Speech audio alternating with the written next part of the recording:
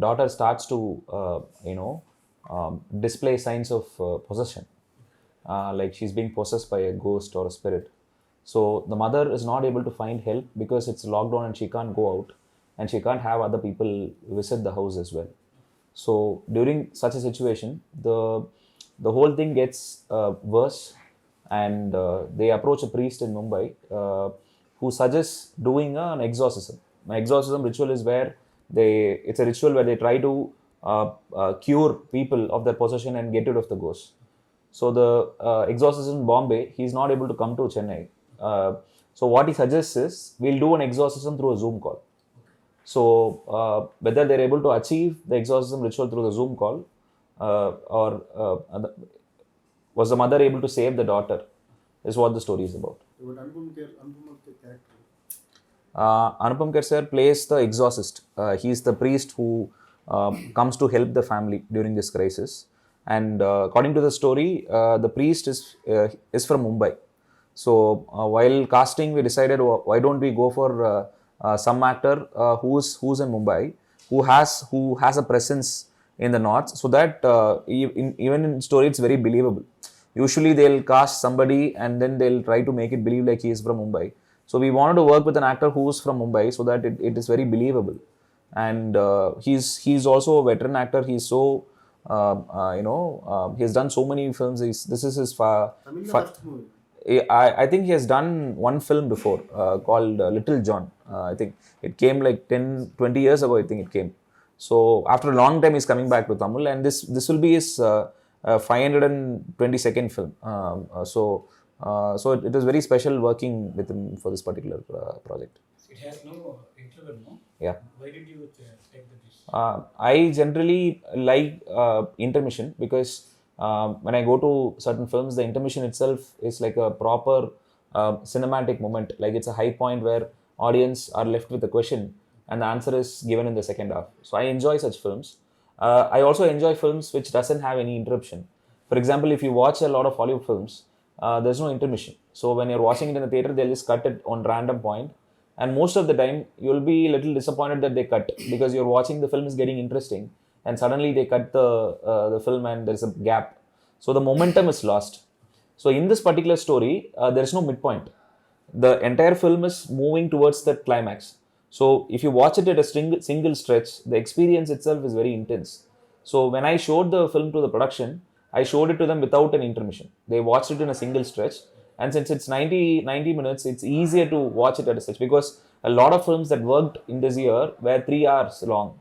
And those films had the intermission only by the end of 90th minute or 85th minute.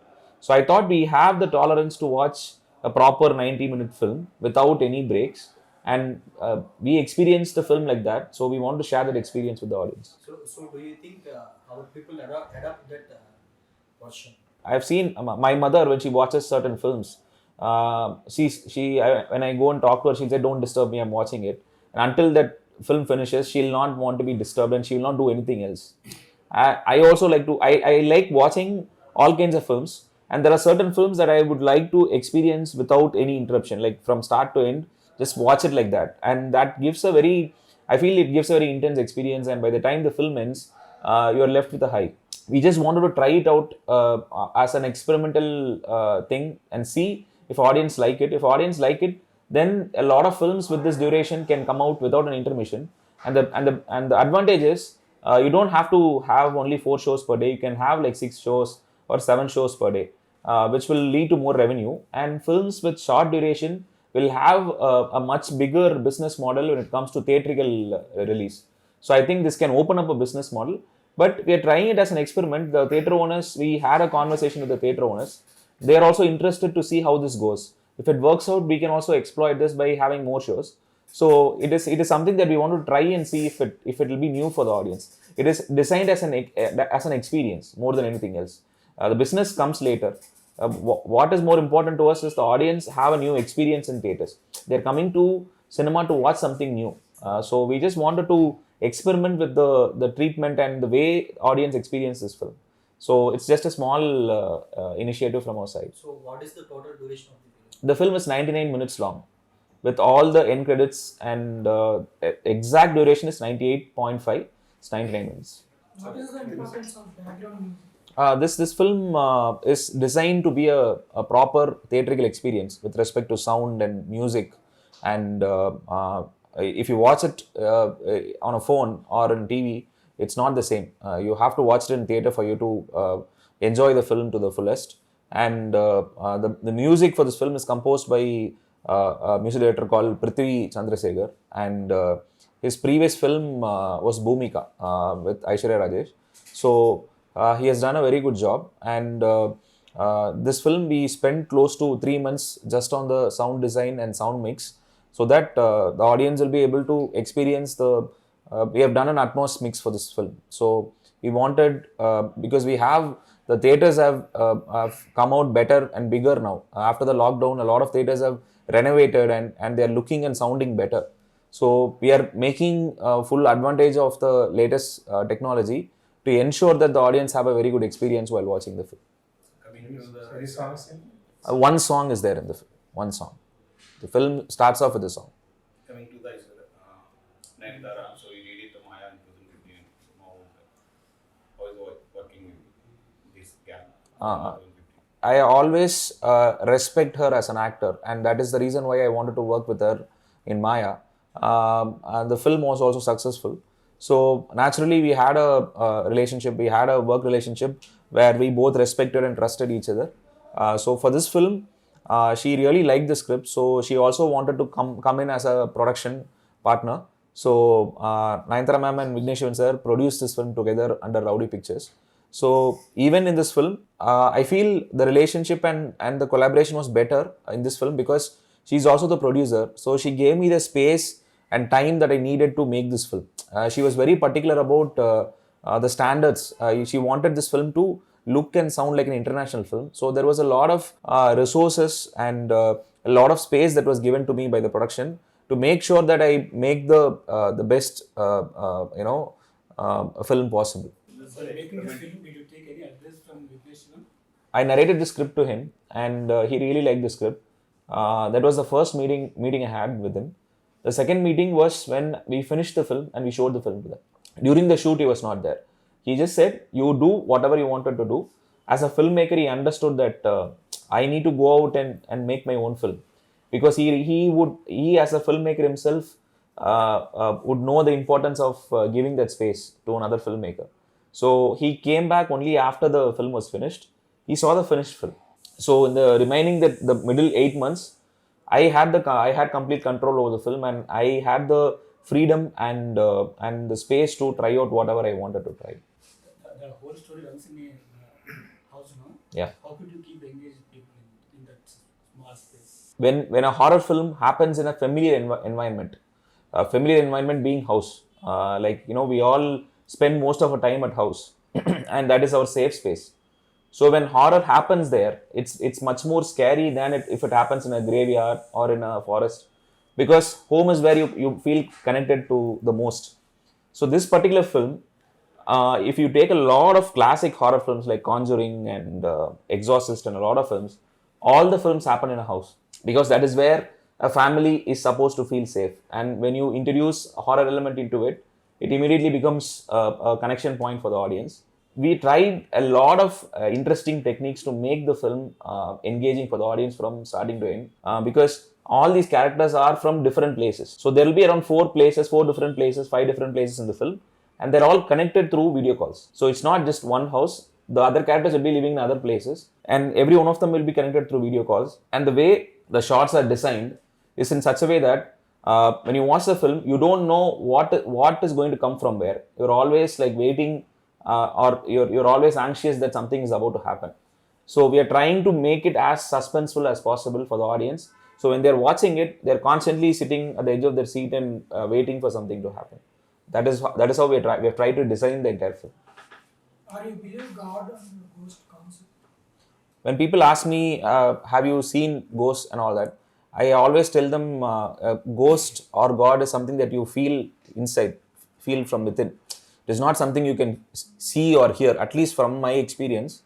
I always feel like when you go to an abandoned house, or when you go to a unknown place that you have not gone before, forest or anything, you're walking there and you're feeling something.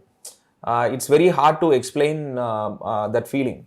You feel like, there is something, we are not alone, like there is somebody else with us, but you won't be able to explain it. It's something that you feel, it's something that, it's like the hair on the back of your neck standing up, that kind of feeling. I've had that feeling lots of times because I'm very scared of darkness. Right from my childhood, if I get up in the middle of the night for water, I'll be very scared to go to the fridge and take water because I'm scared of going into the dark room.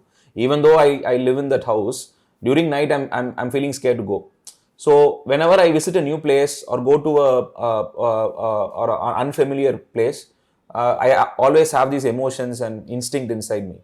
So I think that is what I try to take inspiration from for my horror films. This is your fourth horror film.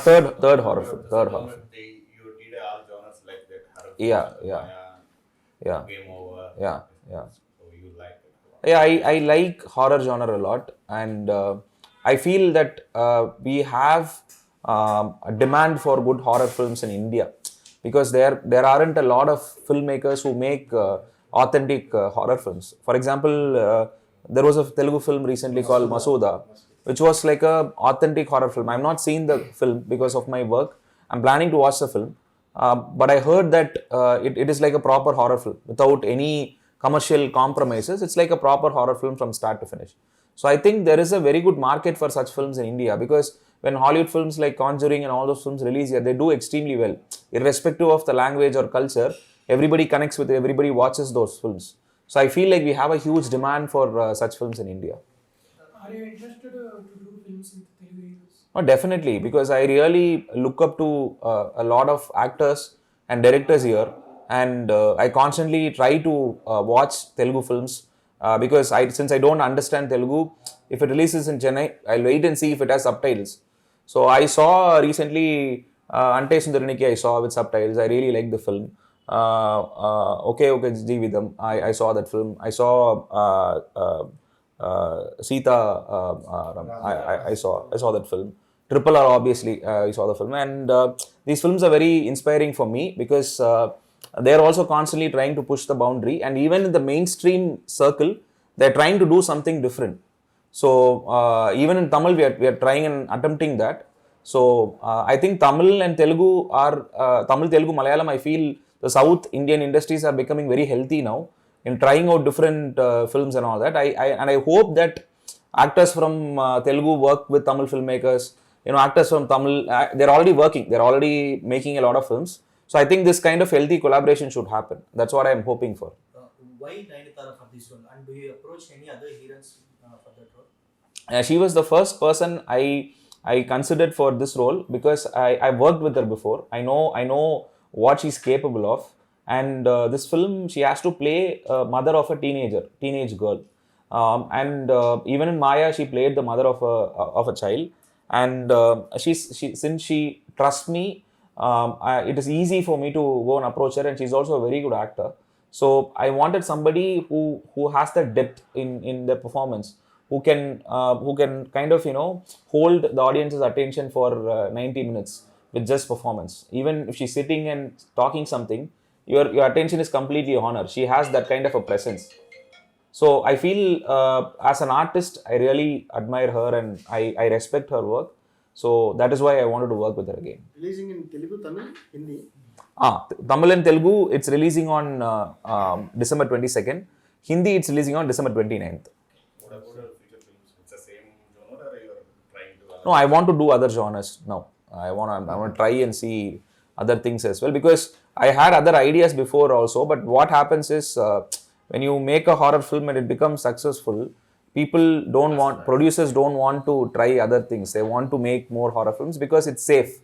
But this film was conceived during the lockdown. If lockdown was not there, I wouldn't have made this film. It was I got inspired during the lockdown. I wrote the script. Now lockdown got over, but the script was conceived during that period.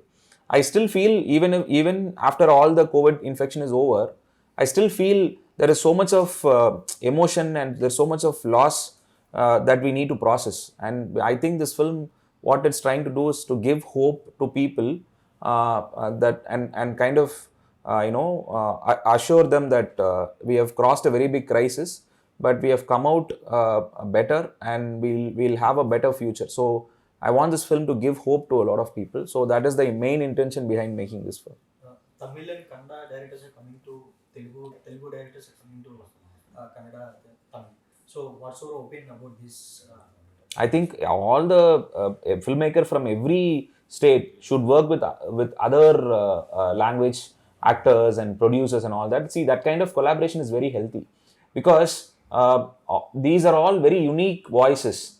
So when somebody from Tamil goes to Telugu, they'll take their sensibilities, they'll take their voice and their style and everything, and it will be very fresh for the Telugu audience. And when somebody from Telugu comes and makes a Tamil film, their voice will be so unique that it will be fresh for Tamil audience. So it is actually a win-win situation for both the audience and also for the director and also for the producer. So and also the industry becomes bigger. So anybody should be able to work with. So the thing, I think even before lockdown, this thing was slowly going away. So in India, I think earlier there was Bollywood, Collywood, Tollywood, and now it's all like everybody is working everywhere. So now the respect for talent and the demand for talent is very high, because the demand for content is also very high. So people want to see good films. People want to see good stories. So I feel if you have a good story, you can take it to any producer in any language and you'll be able to make the film. Earlier, it never used to be like that. Now you can approach anybody in India, and they'll if they really like the script, they'll do it.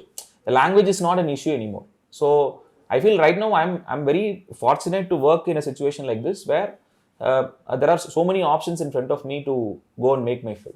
Who's your favorite hero?